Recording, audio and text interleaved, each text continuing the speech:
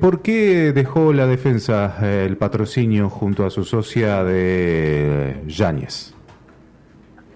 La realidad es que primero Mariana Gallego, que era la abogada en la causa civil y en la causa de la ciudad, renunció el día lunes. Los motivos son estrictamente personales y tienen que ver con la llegada de Fabiola Yáñez a la Argentina. Mariana la defendía en una causa donde ella pensaba o quería permanecer en España e intempestivamente, sin consultarlo judicialmente, decidió venir hacia acá, y eso cambiaba radicalmente la forma de defenderla y gran parte del trabajo hecho, que, vuelvo a decir, incluía actividad judicial en España. Como consecuencia de ello, renunció a su defensa. Pero... Mientras tanto, yo tenía o mantenía... ¿Perdón? No, sí, ¿Pero sí. qué oración? Sí, termine. No. Bueno, mientras tanto, yo mantenía una causa en Comodoro Pi. En esa causa, que se vincula con las lesiones, violencia de género, lesiones agravadas por el vínculo y amenazas coactivas. Esa causa estaba para elevar a juicio, ya se había terminado la etapa de instrucción, la etapa de prueba, solo quedaba un acto formal, que es la elevación de la causa, y al plantearse esa elevación de la causa, inmediatamente la defensa de Alberto Fernández inició una recusación del juez que tenía que terminar ese acto, que era Julián Ercolini. Esa recusación fue rechazada en primera y en segunda instancia, y Casación entendió que había que apartar a Ercolini sin perjuicio de los actos celebrados durante la instrucción del proceso. Es decir, dejó el proceso intacto, pero dijo que como Alberto Fernández tenía la sensación de que podía ser parcial Ercolini con él, se lo apartaba y se cambiaba de juez. Yo tenía, siguiendo las instrucciones que tenía de mi clienta, presenté un recurso extraordinario el día martes, justamente contra el apartamiento de Ercolini, y como consecuencia de ello, los abogados de Yáñez me llamaron, me dijeron, los nuevos abogados, me dijeron que mi actividad podía estar en conflicto con la que ellos estaban desarrollando. Y bueno, a partir de ahí yo dije que yo tenía mi propia visión sobre el expediente, que tenía casi 2 años de trabajo febril en la causa, y que bueno, que iba a renunciar, y renuncié, explicando esos motivos en la renuncia, ¿no?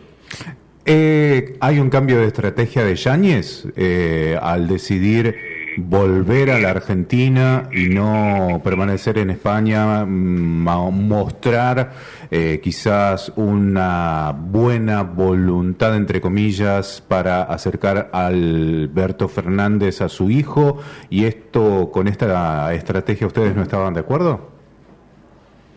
No, en la digamos, eso es una conclusión que uno válidamente puede sacar, como lo estás diciendo, pero ella decía que tenía que permanecer en España, y nosotros lo manifestamos judicialmente, porque no quería verse sometida en la Argentina a situaciones de violencia o que complicaran el curso de vida de su nene, que tenía su centro de vida en España. Los menores, cuando los padres se trasladan, después de un tiempo de estar en otros lugares, tienen lo que se llama su centro de vida: amiguitos, colegio, hábitat, y eso es lo que se protegía en este caso, contra la opinión de Fernández, que insistía con que Fabiola volviera para la Argentina. Nosotros trabajamos, o Mariana trabajó, o Gallego trabajó en ese sentido, e inició expedientes en España justamente para que se mantuviera ese centro de vida del menor. La llegada de Fabiola acá, te vuelvo a decir, lo decidió sola, sin ningún tipo de... con la plena libertad que tiene cualquier ser humano para hacer lo que quiere, ¿no? Pero cambia radicalmente ese planteo, y hay que dejar de... eso. De hecho, aún estando Gallego en el ejercicio de la representación, inmediatamente se revinculó al padre con el hijo. Acá nunca el problema era el padre con el hijo, nunca hubo problema para que Alberto Fernández viera a su hijo, Horacio. Y la realidad es que eso estaba absolutamente convenido. Es más, en varias oportunidades se habían establecido régimen de visita en España, visitas de Alberto Fernández a España, que después no se concretaron por una cuestión o por otra, pero nunca hubo impedimento de contacto ni interés de la madre de que no viera a su hijo. Lo que sí, una vez que el menor y Fabiola están acá, todo cambia, ¿no? Cambia la frecuencia de la vida del padre con el menor y también hay que programar cómo son los encuentros cada vez que se entrega al menor, porque no nos olvidemos que Fabiola denunció haber sido víctima de violencia de género, lo que genera un montón de consecuencias respecto de la revinculación entre la pareja que tiene un hijo en común.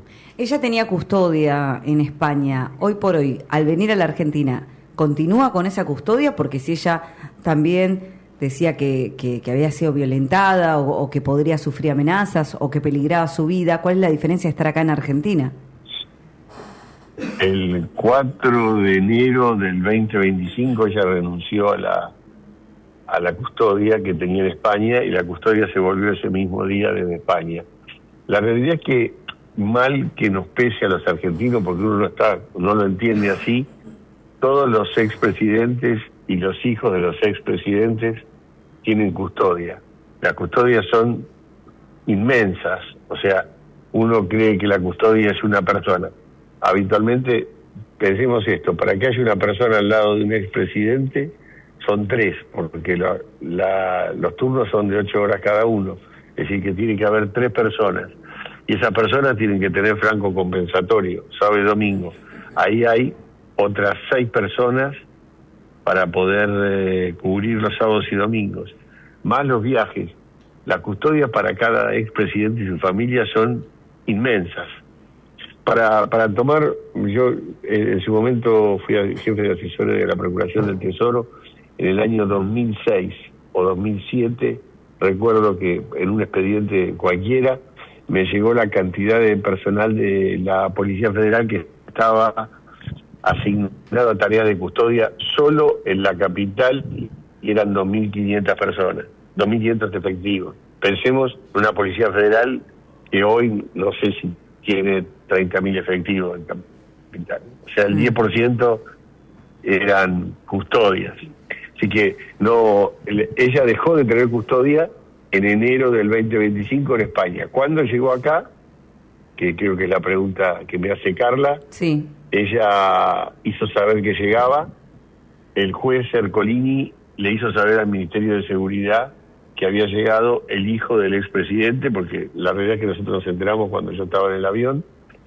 Se le comunicó al Ministerio de Bullrich, a Seguridad dijo que no le iba a dar custodia porque no le parecía necesario o algo que tenía que ver con una cuestión administrativa, y se presentó Alberto Fernández en el expediente diciendo que tenía que darle custodia, que tenían que proveerle custodia, y ahí Patricia Bullrich dispuso una nueva custodia para Fabiola, con lo cual, más que para Fabiola, para el menor, ¿no? Con lo cual supongo que eso está siendo efectivo. Nunca hablé con Fabiola de ese tema, ni me comentó si tenía custodia o no tenía custodia, salvo lo que digo, el trámite procesal en el cual participé e intervine, que fue comunicar al juzgado la llegada del menor y de la víctima de una causa de violencia de género.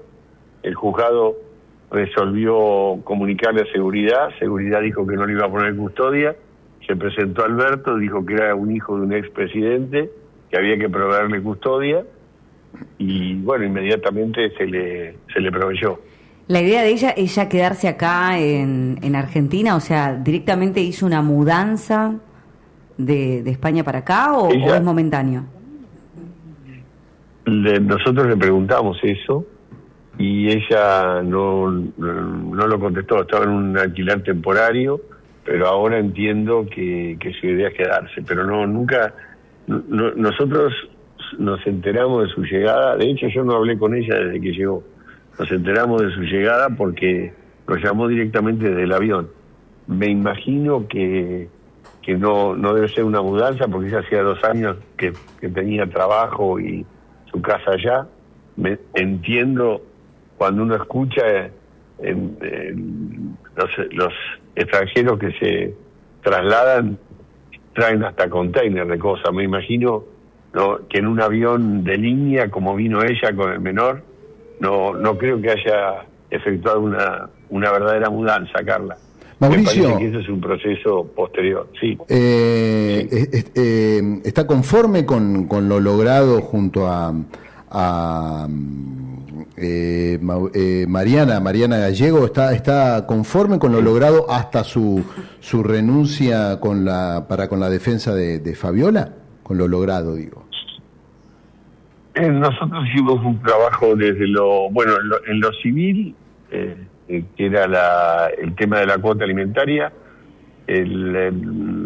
Fabiola, el menor, recibía todos los meses una suma cercana a 6 millones de pesos, producto del embargo mensual de la jubilación de privilegio de Fernández, con lo cual era una suma, 30% para un menor de 3 años, es una suma importante y en definitiva era algo que nosotros considerábamos muy correcto y había sido confirmado por Cámara.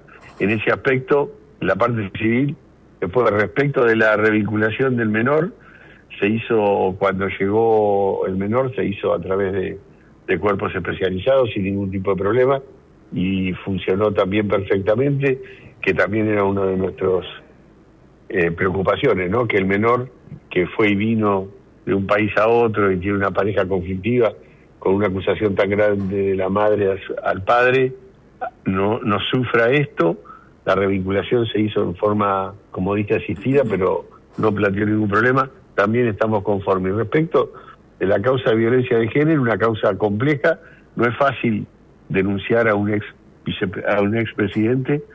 Recordemos además que, como él mismo lo dice en cada presentación, él dice que al juez Ercolini lo puso él, y después en el caso del juez Rafecas lo nombró en su momento procurador.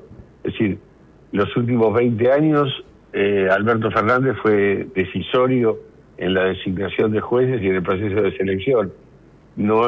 La justicia ha actuado en forma absolutamente imparcial y sorprendentemente rápido y bien, y nos estábamos muy conformes con cómo avanzó la causa. Teníamos un teléfono interceptado entre un tercero en el marco de una causa de corrupción. Con eso construimos una causa que se elevó a juicio en 1 año y 8 meses.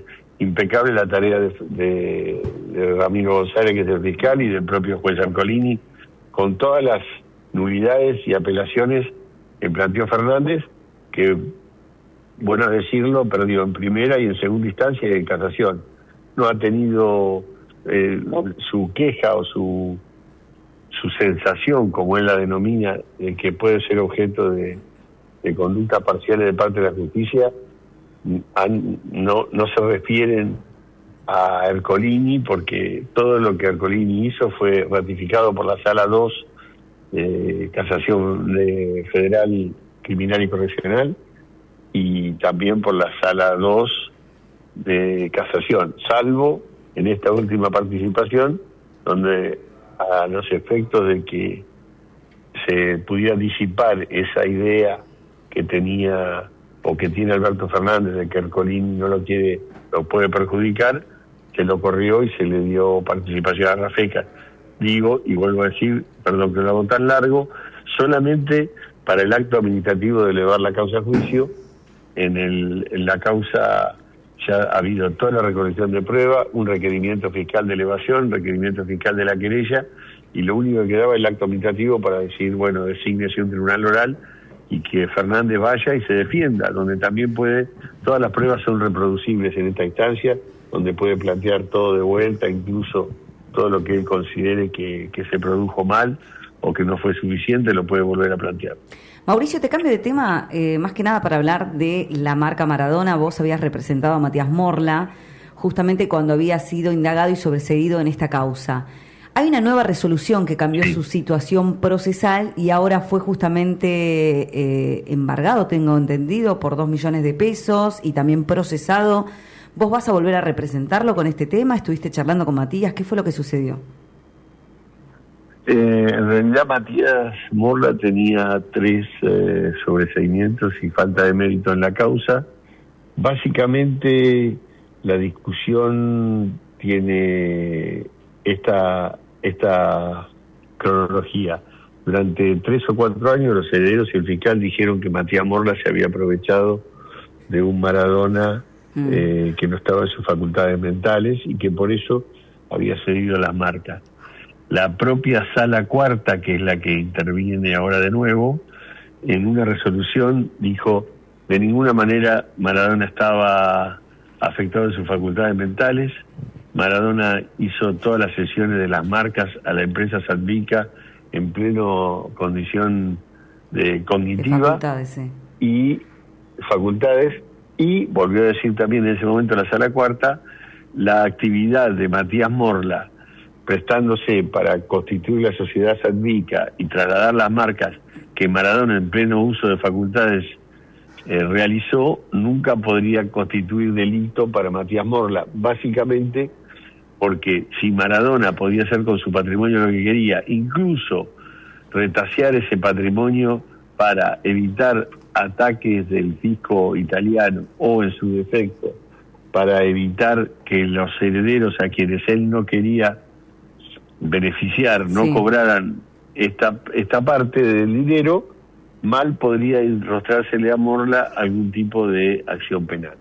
Eso quedó firme y ahí entonces los herederos dijeron: bueno, está bien, tiene razón, Maradona no estaba acá, todo lo que dijimos no era verdad, Maradona estaba perfecto, se lo dio a Sadvica, pero Morla, en lugar de darnos cuando murió Maradona las acciones a nosotros de Sadvica o las marcas, se las dio a las hermanas.